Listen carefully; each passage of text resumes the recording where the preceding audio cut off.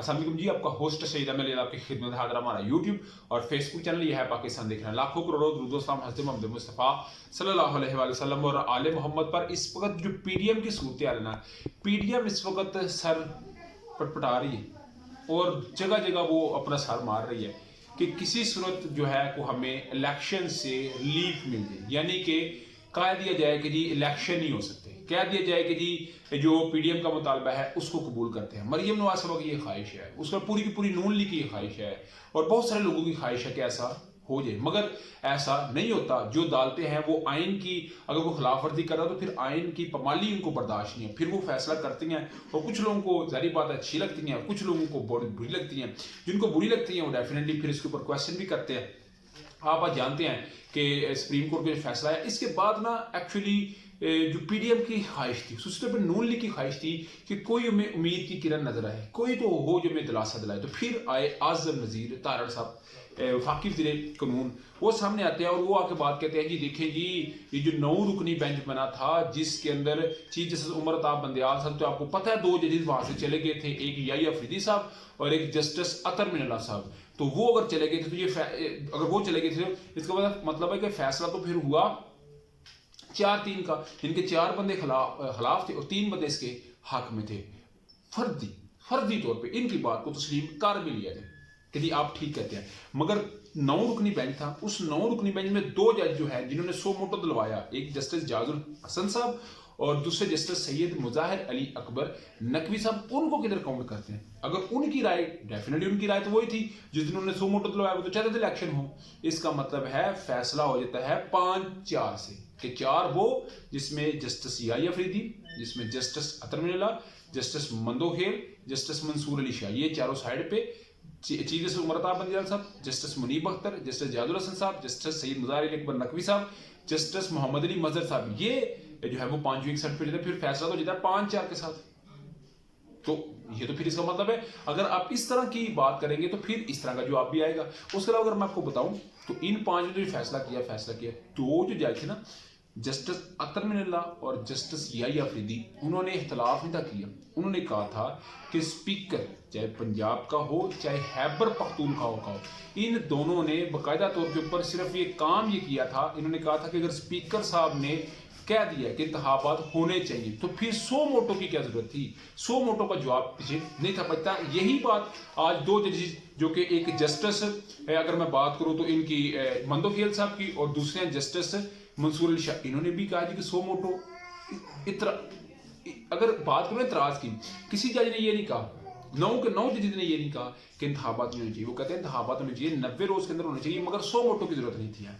ठीक है, मगर ये जो इंटरप्रिटेशन कर रहे हैं ये बड़ी एक अपने लेवल की इंटरप्रिटेशन कर रहे हैं, दिल को दिलासे देने वाली कर रहे हैं, मगर ऐसी कोई बात ऐसी बिल्कुल ना कोई बंदा उसको सुनेगा, वो ना को बंदा उसको एक्सेप्ट करने के लिए तैयार है। आज साद रफीक साहब ने बात कर ली, अता तारड़ साहब ने सीता वाइटेरियन का केस खोल लिया, यानी कि इनको बस एक ही काम है कि कोई उम्मीद नजर आए, उम्मीद बार नजर नहीं आती, कोई सूरत नजर नहीं आती, काबे किस मुंह से जाओगे गालब, शर्म तुमको मगर नहीं आती, यानी कि वो गालब साहब का एक शेर है।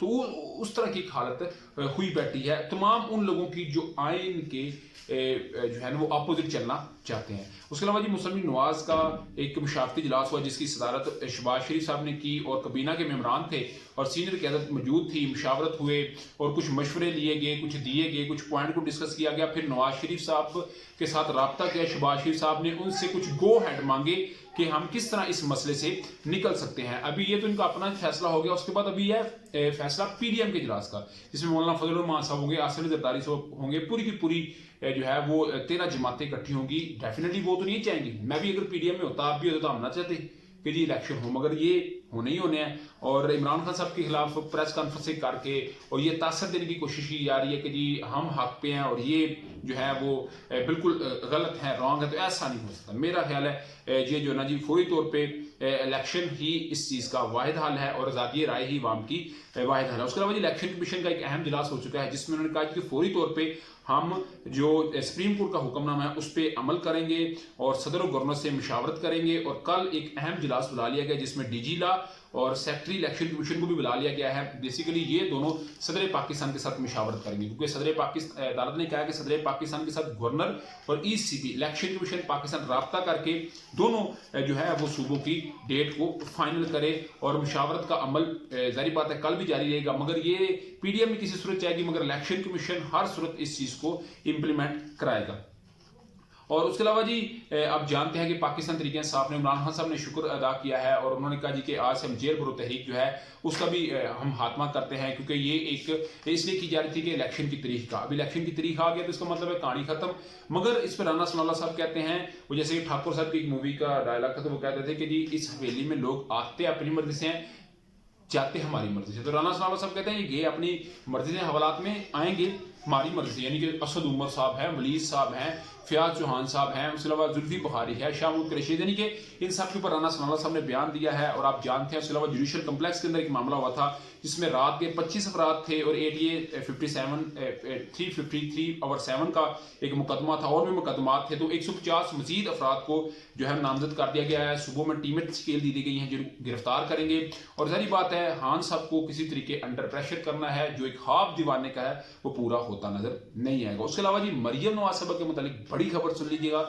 मरियम नवाज साहबा को सक्खर के डिस्ट्रिक्ट एंड सेशन जज ने जाती हैसियत में 10 मार्च को तलब किया है। जानते हैं कि मरियम नवाज साहबा हर हद पार कर रही थी, चाहे वो अदलिया हो चाहे वो फौज हो, किसी सूरत वो किसी को बख्श नहीं थी। तो ये सक्खर के डिस्ट्रिक्ट एंड सेशन जज ने जाती हैसियत में तलब किया है। और एक एडवोकेट है जहीरुद्दीन बाबर साहब, उन्होंने इनकी FIR की इस्तदाद की थी। तो इसमें जो डिस्ट्रिक्ट एंड सेशन जज है उन्होंने समन जारी कर दिया है SSP सक्खर को, डिप्टी डायरेक्टर FIA को और डिप्टी डायरेक्टर साइबर क्राइम को और SHO मॉडल टाउन को ये बात कह दी है कि मरियम नवाज साहबा को जाती हैसियत में मेरे पास लेके आए।